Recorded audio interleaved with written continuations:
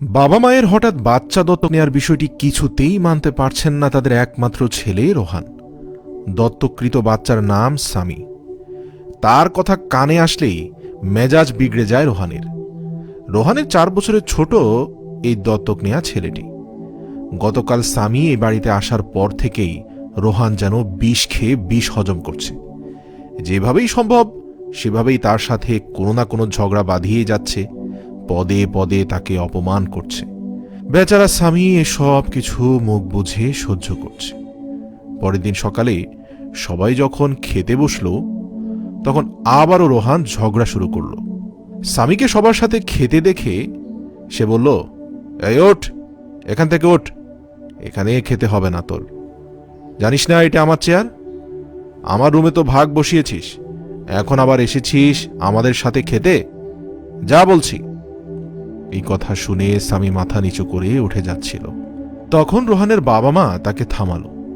একসাথে খাওয়া শেষে তাদের মা পুডিং নিয়ে আসলেন। সবাই পুডিং খাওয়ার পর স্বামী বলল, পুডিংটা অনেক মজা হয়েছে, আমি কি আরেকটা পুডিং খেতে পারি? তখন প্লেটে শুধু 1 ফালি পুডিং বাকি ছিল। রোহান পুডিং খুব একটা পছন্দ করে না। তাদের মা বলল, ঠিক আছে বাবা, তুমি পুডিংটা খেয়ে ফেলো। যখনই দত্তক নেওয়া স্বামী অবশিষ্ট 1 পিস পুডিং নিজের প্লেটে তুলে নেওয়ার চেষ্টা করছিল, অমনি খপ করে হাত ধরে ফেলল রোহান। সে বলল, এই পুডিংটা আমি খাবো বা ফেলে দেব, খাবার পাচ্ছিস এতেই সন্তুষ্ট থাক, আবার বাড়তি খেতে চাস না। ভুলে যাস না তোকে কিন্তু দত্তক করে আনা হয়েছে। আর সারাদিন যতই আমার কানের কাছে এসে ভাই ভাই করে চিল্লাস না কেন, তুই কোনোদিনও আমার ভাই হতে পারবি না। ভাই তো দূরের কথা, তোর তো আমাদের সাথে কোনো আত্মীয়তারও সম্পর্ক নেই।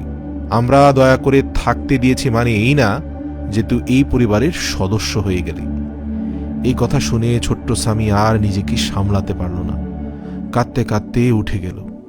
কোনোদিন জানে না তার পিতামাতাকে, ইয়াতিমখানায় বড় হয়েছে, সেখান থেকে এই পরিবারে এসে বাবা মায়ের সুন্দর ব্যবহারে ভেবেছিল শান্তিতে থাকতে পারবে, কিন্তু তার ভাই রোহান তাকে কোনোভাবেই শান্তিতে থাকতে দিচ্ছে না।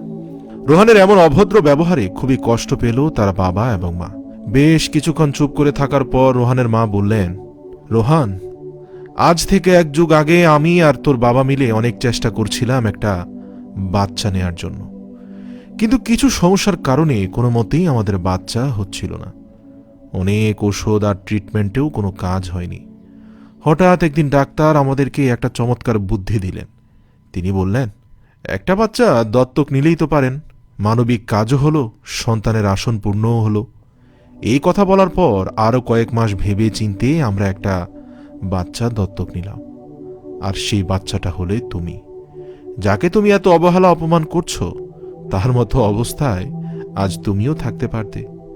আর তুমি বললে না আত্মীয়তার কথা, তোমার সাথেও তো আমাদের কোনো রক্তের সম্পর্ক ছিল না।